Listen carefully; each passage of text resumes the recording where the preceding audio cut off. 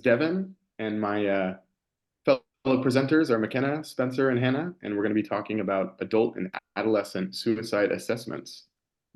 So the first assessment we'll go over today is the Columbia Suicide Severity Scale, or as it's commonly referred to as in its abbreviated form, the C-SSRS. So when it was being created at Columbia University, Dr. Kelly Posner and her team of scientists and behavioral health experts set out to create an assessment that could solve the biggest issue they ran into in suicide assessment, the lack of a common language surrounding the topic, which leads to difficulty in understanding the true severity of a client's situation.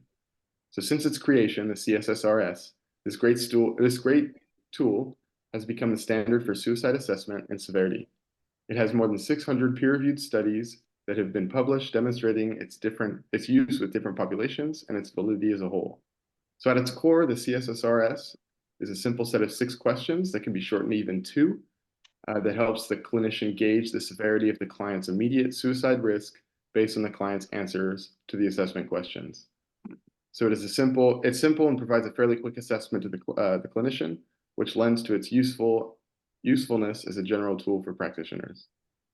So, however, we will continue to expand upon in this. My apologies. Later in the presentation, we'll talk about some other means we can use to assess, because there can be different and even more approachable methods for different populations. But what we can say is the CSSRS is a great general tool and technical tool. It's standard and can be used with just about any population or person. It's helpful to see the assessment process in action. So we have provided a few links here that will help that you can reference on how to apply the CSSRS assessment. And here we have a video from the United States Air Force Chaplains Peer-to-Peer CSSRS screening demonstration. The Oregon Health Authority provides a webinar for training in the application of the C-SSRS. On top of training on how to use the assessment tool, the slide deck highlights issues and concerns specific to the state of Oregon. It is a great resource to refer to for more information about how to provide care to clients and patients within the state of Oregon, because it provides information about the initiatives, programs, and resources available in the state. When we are using this assessment tool with clients or patients, it's important to have a working knowledge of our language about and around suicide. We have included a link here that provides information about the vocabulary associated with suicide, as well as recommendations and tips about the terminology we use when assessing for suicide. Here are the resource Words Matter Suicide Language Guide. A quote directly from this document states, "Whether we are engaging in a dialogue, talking to someone with lived experience, or writing about the issue in a professional setting, being mindful of our language is not just about being politically correct, it's about saving lives. As our knowledge and understanding of suicide evolves, the way we talk about it must evolve as well. To help you be more conscious of your own language decision, this guide will show you how to avoid reinforcing the stigma that prevents people from seeking help when they need it most."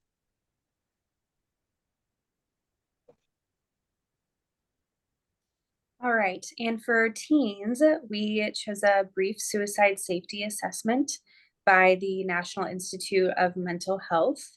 It is part of their Ask Screening Questions ASQ toolkit, and the NIMH developed the BSSA originally for pediatric emergency departments among, I believe, 3 different hospitals. And it's now used in a variety of settings after extensive testing. And the BSSA is also used to screen individuals with autism, and it has been translated into 16 languages. The BSSA is administered after a risk for suicidal ideation has been made clear. And we provided multiple links to see the suicide screening tool along with the worksheets. So the BSSA has 5 basic steps. The first step involves praising the patient for discussing their thoughts. Especially with younger patients, this may be their first experience speaking about suicidal ideation or their mental health at all. Praising their honesty and vulnerability will contribute to the therapeutic alliance and increase the likelihood of continued contribution to a difficult conversation. The second step would be assessing the patient for a variety of factors. First and foremost is the frequency of suicidal thoughts, followed by whether or not they have a suicide plan, identifying a potential past suicidal behavior, exploring more their symptoms, and identifying their social support and stressors. After you assess the patient for those variety of symptoms, you interview the patient and the guardian together. Ask the guardian, especially if the patient's under 18, share the results of the assessment of the patient with the guardian and determine if they were aware of the reported information. The fourth step involves making a safety plan with the patient, identify who the patient can get in contact with if they've had distressing suicidal ideation, discuss a wide variety of coping skills to manage stress, and have restrictions in the home for potential means of suicide. The fifth and final stage is determining disposition. So this would involve determining whether or not the patient needs an emergency psychiatric evaluation, if further risk evaluation is necessary, or if the patient will benefit from a non-urgent mental health follow-up.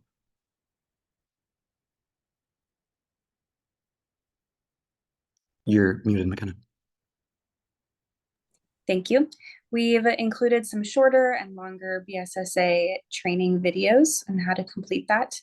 And we also have included a video of safety plan making for your review.